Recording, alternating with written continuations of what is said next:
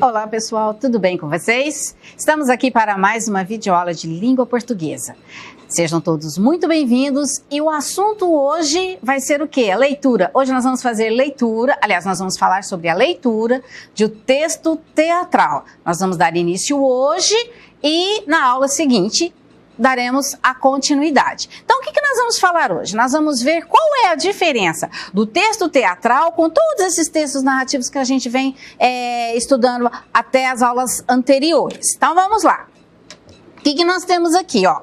Uma imagem de teatro, né? Como que é feito um teatro? Então, nós temos aí um palco e as pessoas que atuam. Então, nós temos duas imagens aí. E aqui nós temos uma outra já um pouco diferenciada. As anteriores é um teatro mais infantil, né? São até imagens de desenhos. Já nessa é um teatro já com participações adultas. O que não quer dizer que só porque tem adultos, o teatro, no caso aí a peça teatral, é destinado a adultos.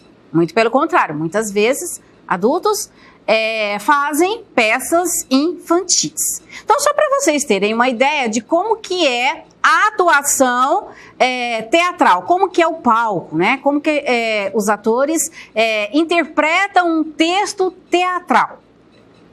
E agora, gente, nós vamos analisar aqui as diferenças. Ler uma história é diferente de assistir uma peça teatral. Por que ler uma história é diferente de assistir a uma peça? Já que ambos contam uma história. A diferença, pessoal, é que quando nós lemos uma história, nós temos que dar asas à imaginação. Nós vamos ter aí como mediador um narrador, e esse narrador, ele vai dar todos os elementos que nós precisamos para criar na nossa mente as personagens, o ambiente, né? Tudo que eu preciso criar na minha imaginação, o narrador vai fornecer os detalhes. Já num texto teatral, tem essa diferença.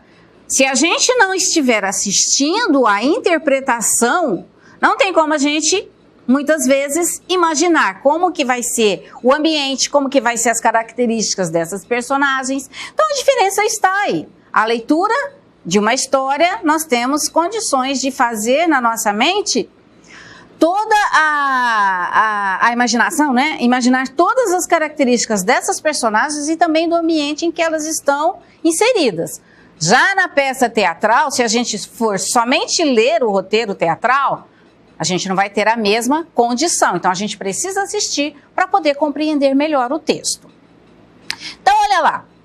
Quando nós lemos um texto narrativo, precisamos recriar na imaginação as personagens e os lugares descritos na obra. Por exemplo, no capítulo 8 de Alice no País das Maravilhas, que a gente já leu em aulas anteriores, o narrador descreve detalhadamente a reação da Rainha de Copas a uma resposta de Alice. Veja só. Então aqui, ó, o narrador explica certinho pra gente a questão da rainha quando ela fica nervosa com a Alice. Olha lá, a rainha ficou vermelha de raiva. Então a gente já consegue imaginar aí a fisionomia da rainha. E furiosa depois de encarar a menina por um instante.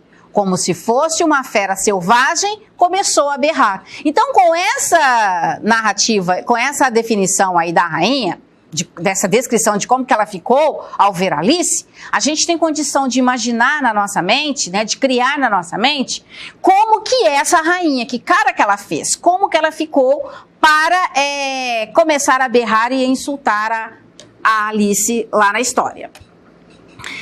Por mais expressiva e minuciosa que seja a descrição, a cor da pele, a expressão furiosa, o olhar de fera selvagem, a estridência do berro, cada leitor forma uma imagem mental da personagem um pouco diferente. Ou seja, a mesma imagem que eu formar na minha cabeça não vai ser igual a que você vai formar na sua, porque cada imaginação é diferente da outra.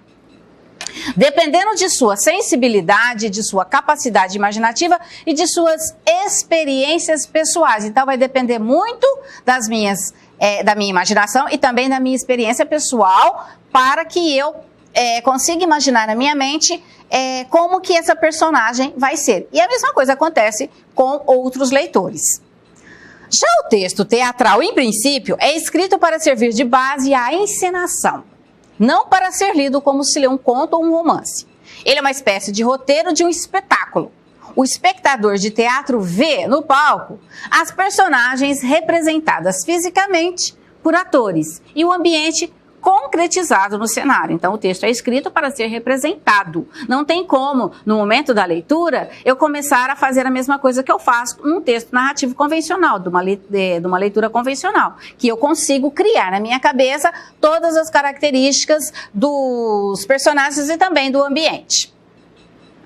Então, vamos ver aqui no esqueminha a questão do texto narrativo leitura.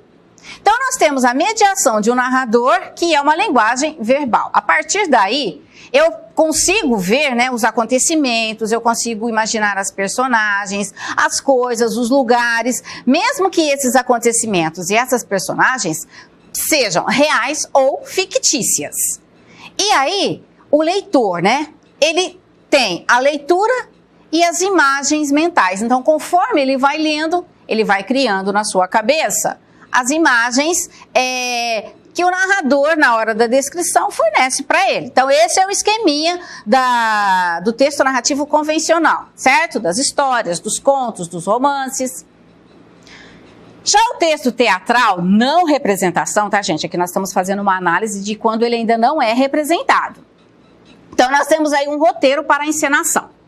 O que acontece? Nós temos os acontecimentos, as personagens, as coisas, os lugares, igualmente bem semelhante ao texto narrativo convencional. Só que daí vem a diferença, olha lá. É uma encenação no palco. Não há aqui a mediação de um narrador. Então, não tem no momento da encenação, eu não tenho ali um narrador explicando para mim os acontecimentos. Isso é feito através da interpretação dos atores, pelos diálogos, pelo cenário, pela iluminação que é criada. Então aí o espectador vai ter o trabalho de quê? De ver e de ouvir. Então ele não precisa imaginar. Ele vai ver o que está acontecendo e a história vai sendo contada por si própria, naquele momento ali da atuação dos atores.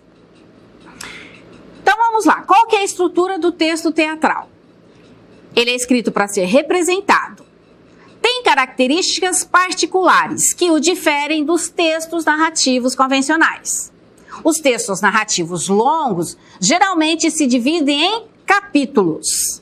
As peças teatrais estruturam-se em atos e cenas, ali no momento da encenação mesmo. Então, o que são os atos? Os atos são as grandes divisões da ação, marcados pelo abrimento e fechamento da cortina. Então, quando você está assistindo uma peça, vai ter ali a divisão dos atos das personagens. Como que isso é feito? No momento em que se abre as cortinas e no momento em que essas cortinas são fechadas. Ou ainda, pelo apagamento das luzes do palco. Então, fica tudo escuro. Está tendo ali uma divisão dos atos da cena. Entre dois atos, podem ocorrer um salto no tempo e uma mudança de espaço. Então, nesse momento em que pode se fechar as cortinas ou apagar as luzes, pode mudar aí alguma coisa. E o que pode mudar, né? Ocorre um salto no tempo e muda-se então o quê? O cenário. Se mudou o tempo, vai mudar também o ambiente em que essas personagens estão atuando. As peças compõem-se em geral de 1 a 5 atos. E as cenas, como que elas são? Cenas são as pequenas divisões dos atos, caracterizadas pelas entradas e saídas das personagens. Na encenação, as mudanças de cenas não costumam ser marcadas, diferentemente dos atos, né? São marcadas pelo abrimento, pelo fechamento, quando se apagam as luzes. No texto, são anunciadas por pequenos títulos, tipo cena 1, cena 2, etc. A peça, O Cavalinho Azul, de que vamos ler 2 trechos nessas aulas que nós faremos a partir de hoje, é composta de um só ato. E esse ato vai ser dividido em 9 cenas. Então, gente, está separadinho ali, ó, cena 1, cena 2, até a cena 9. Logo no início da leitura, você perceberá que há 2 tipos de texto na peça teatral. Então, nós vamos ver aqui que tipos de textos que são esses que vão formar aí essa peça do Cavalinho Azul. E as demais que vocês possam ler posteriormente. Então, nós vamos ter as rubricas. O que são essas rubricas? O autor dá informações e sugestões para a encenação. Então, gente, na hora que o ator vai ler a peça, porque ele precisa estudar essa peça para poder representar. Então, ele vai ter ali as rubricas. Elas servem o quê? Para orientá-lo no momento em que ele estiver atuando, do que ele precisa fazer para compor aquela cena. Então, o autor dá informações e sugestões para a encenação. Descreve os cenários e as personagens. Orienta os atores para a interpretação, que foi o que eu acabei de falar. No momento que ele está lendo, ele está tendo uma noção do que ele precisa fazer para interpretar corretamente aquele personagem. Em geral, elas estão entre parênteses e são impressas com letras diferentes, ou seja, para diferenciar o que o ator precisa falar e o que ele precisa ser orientado. Já as falas das personagens, que constituem o texto teatral propriamente dito, que são os monólogos e os diálogos. Então, as rubricas são as orientações e as falas são o quê? Os monólogos e os diálogos existentes nessas peças teatrais. Gente, nós temos aqui então uma imagem, já que nós vamos falar sobre o Cavalinho Azul, que é uma peça teatral, nós temos aqui uma imagem que foi criada por Franz Marc no ano de 1912. Observem aí, gente, que a peça, ela lembra esses traços do cavalo aí, um cavalo azul. Nós vamos entender na hora da leitura por que é que a peça chama-se Cavalinho Azul. Será que esse cavalo tem a cor mesmo azul? Será, gente? Ou será que é porque o azul simboliza o sonho? Então, nós vemos aí nessa imagem bem colorida que o cavalo ganha vida pelas cores, né? Pelas imagens que estão ao redor. E a partir daí, nós vamos compreender melhor por que a nossa historinha, que nós vamos começar a ler na próxima aula, a nossa historinha teatral, né? Chama-se O Cavalinho Azul. Pessoal, a aula de hoje foi essa. Espero que vocês tenham compreendido bem quais são as diferenças entre o texto narrativo convencional e o texto teatral. Só para a gente não esquecer, quando a gente faz uma leitura de uma história que há a mediação de um narrador, nós podemos, na nossa imaginação, criar a personagem que a gente quiser. De acordo com as características que são descritas pelo narrador, nós podemos criar na nossa imaginação como que é essa personagem. E a mesma coisa acontece com o ambiente em que ela está sendo inserida.